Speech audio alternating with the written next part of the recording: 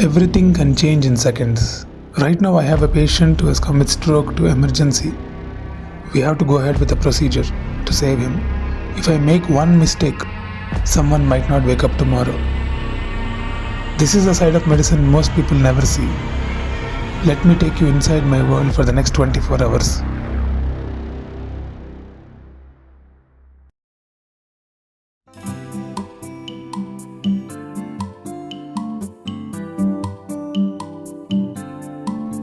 In this job, fitness is not a luxury, it's a survival.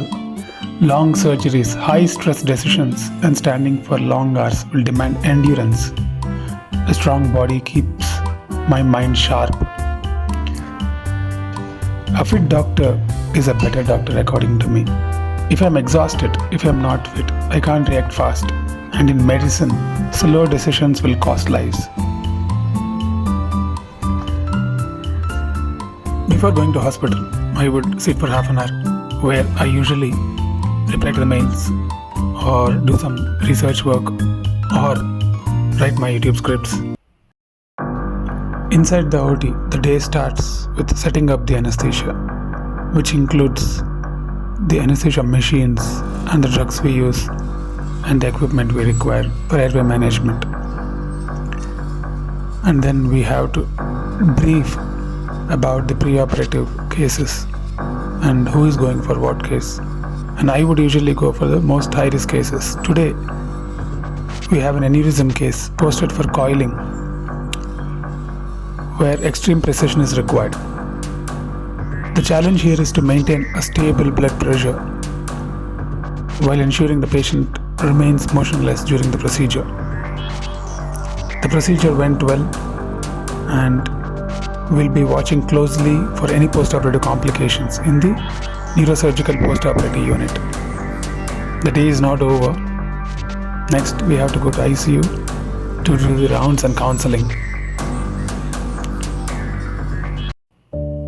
We have a patient with severe stroke in the ICU. The procedure went as planned, but the family is not fully satisfied with the outcome. They expected an immediate recovery, but neurological healing would usually take time. So, as a doctor, we must set our egos aside.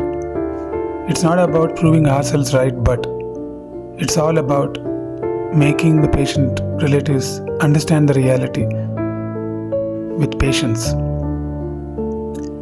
They may not trust in the initial 1 or 2 days, but if we put consistent efforts and show empathy and our dedication towards the situation, eventually they will start trusting us.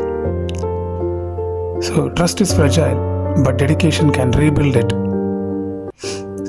They may not trust us initially, but in time they will see the effort we put in and they will change.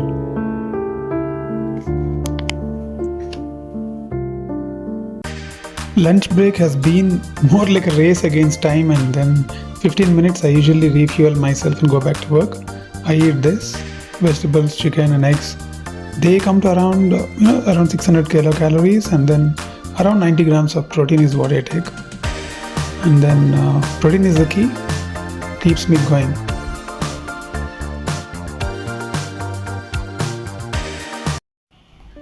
Before any procedure, a detailed pre-anesthesia checkup is crucial.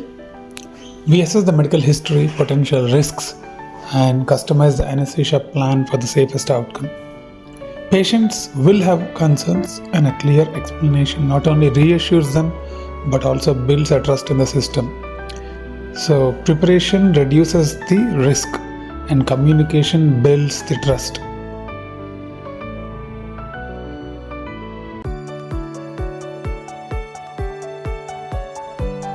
Education in the hospital is not about just teaching protocols. It's all about training the next generation of nurses and doctors to deal critical situations.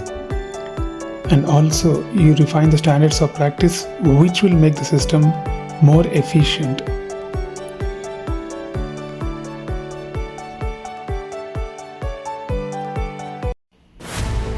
Everything seems stable, but then I get a call from ICU nurse saying there is arrhythmia for a patient.